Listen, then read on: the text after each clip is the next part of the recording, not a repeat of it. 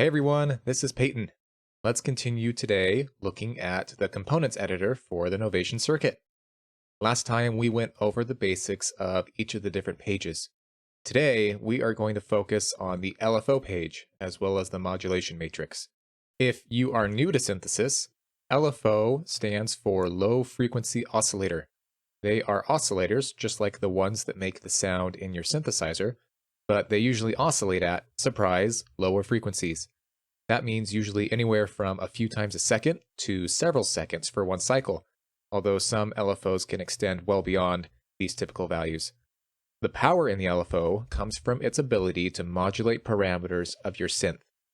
For example, say I wanted to add vibrato to a synth, which means that the pitch cycles up and down. If I had a macro on the circuit assigned to oscillator tune, and I turn the depth up, I could use my hand to move or modulate that macro up and down to get a vibrato effect. But that's not very practical. Instead, what if I use a triangle wave that looks like this to modulate the pitch? Let's go to our LFO page. We will turn LFO1 into a triangle wave. We'll set the rate to 38. Down here in the mod matrix, we'll select LFO1 as a source, oscillator 1 and 2 pitch is set as a destination, and if we play a note and turn the depth up, you can see that that LFO is now modulating the pitch of oscillators 1 and 2. I can make the modulation deeper or shallower by moving the depth slider,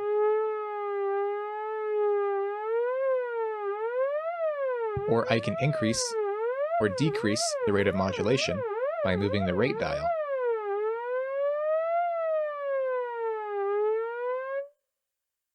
On the circuit, LFOs can modulate many different parameters. You just heard pitch, but we can also do filter frequency, amplifier level, or pulse width. We can even modulate parameters of an LFO with another LFO. The circuit has many different waves available for the shape of the LFO. You have classic waves, such as sine, sawtooth, and square, a pair of sample and hold waves, and a special piano envelope wave that mimics the natural decay of a piano string. There are some crazy stepped waves in the sequence and alternative sections, which are some of my favorites. There are even waves tuned to some common melodic scales, such as chromatic, major, and minor scales. Let's cycle through some of these waveforms so you can see what they sound like.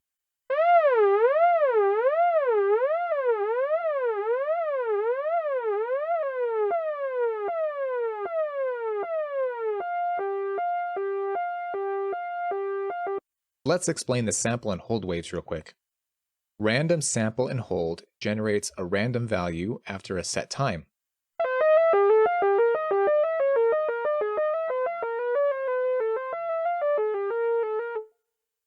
Time sample and hold also generates a value after a set time, but the value is always either the maximum or minimum. It's essentially a random square wave. Piano envelope is great if you want a short, snappy filter decay for a plucked chord arpeggio. Let's turn the modulation destination to filter frequency.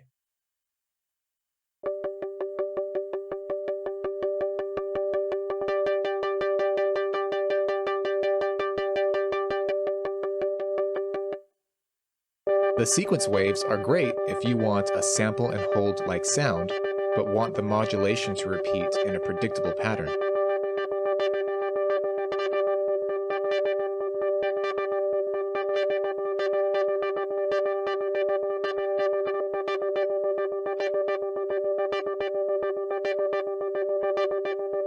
The alternative waves, like the time, sample, and hold, are basically square wave versions of the sequence wave.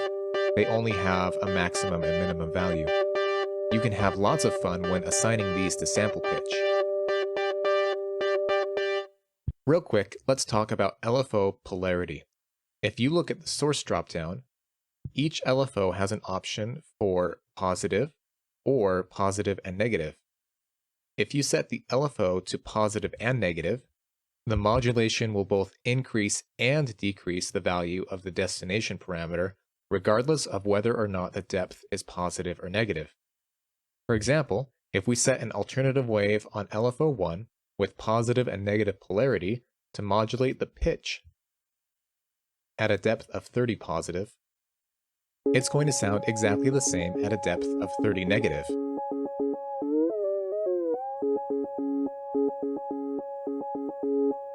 You'll also notice that as I increase the depth from 0, the pitch is moving away from a base value in both directions.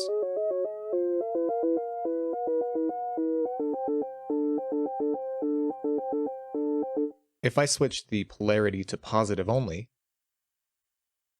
if I start to increase the depth, the base value stays the same, and the modulated value is determined by the depth.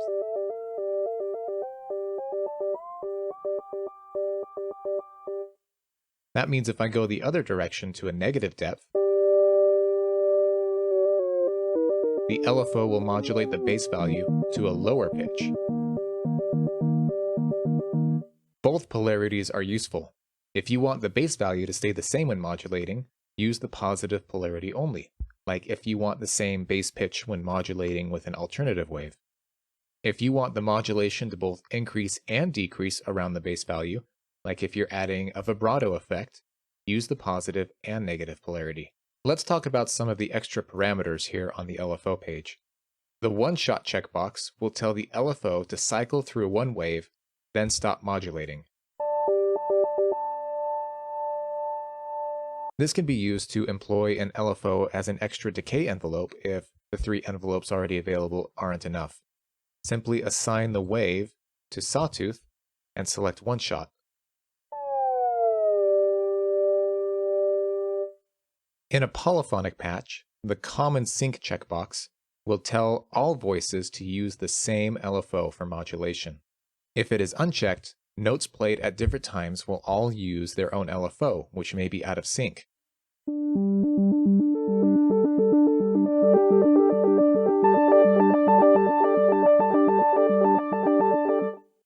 If checked, all voices will use the same LFO, regardless of whether or not they are played at the same time.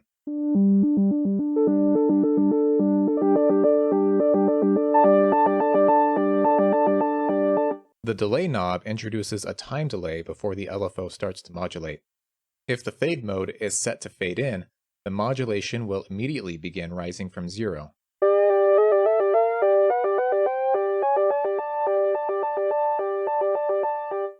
If the fade mode is set to fade out, it will do the opposite.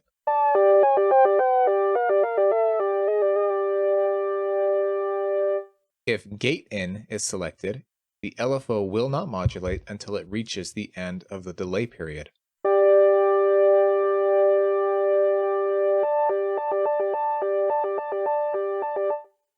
If gate out is selected, it will do the opposite.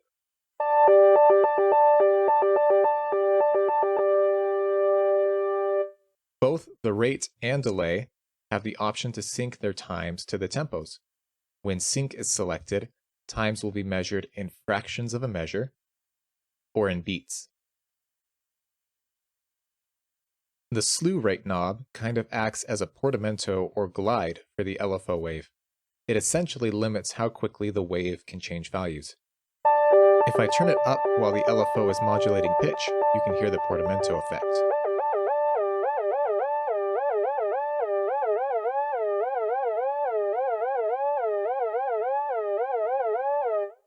The phase knob tells the LFO where in the wave to start when it's retriggered. This is what it sounds like with the phase at 0.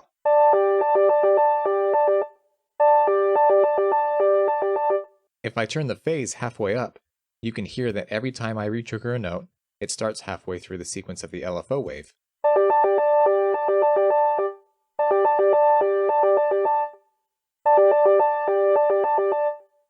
Sync style determines whether or not the LFO retriggers when a new note is played.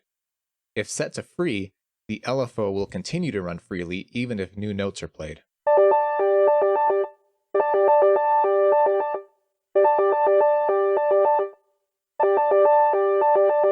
If set to key sync, the LFO will restart every time a new note is played.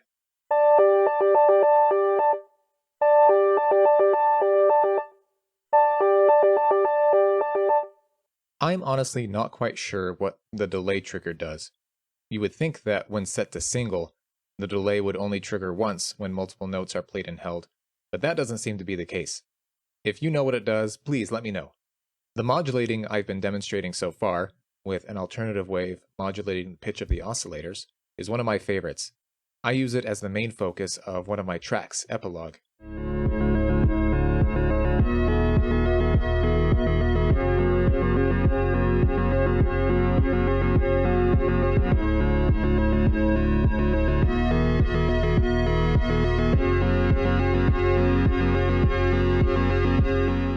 When you set the LFO to positive polarity, a depth of 20 modulates the pitch by an interval of a third.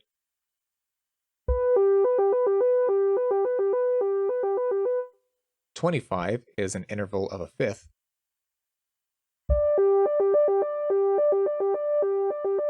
And 30 is an interval of an octave.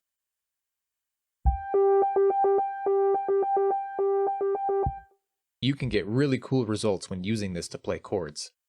Another favorite effect of mine is modulating the rate of an LFO with another source. Let's change the wave of LFO1 to a sine wave and have it modulate the filter frequency. If I move to mod matrix slot 2, I will have keyboard velocity modulate the rate of LFO1. Now let's turn the depth up a little bit. Now if I play, each note has a different LFO speed modulating the filter, which can bring out some very interesting patterns.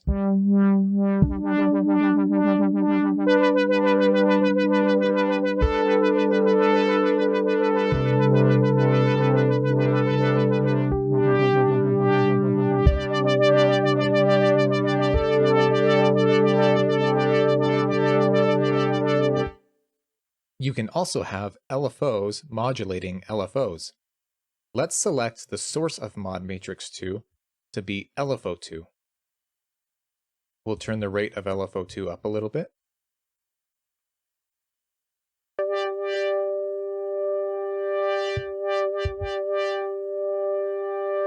Now you can hear that the slower LFO2 wave is modulating the rate of the LFO1 wave.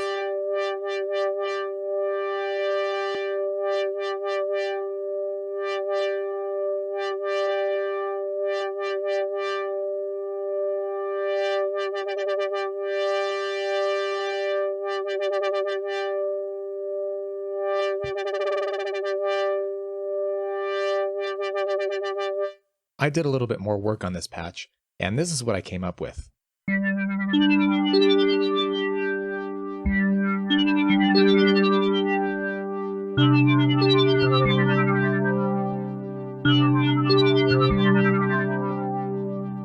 To get there, first I added some release in the amplifier envelope, which I am controlling here with one of the macros. I also changed the two oscillators to wavetables. One is the sine table, and 2 is the tri-saw blend. LFO1 modulates the filter frequency. LFO2 modulates the rate of LFO1, and LFO2 also modulates the wavetable index, which is labeled in the destinations as pulse width. Finally, the mod envelope, which is envelope 3, modulates the oscillator 1 VSync parameter, and the depth of that modulation is controlled via a macro.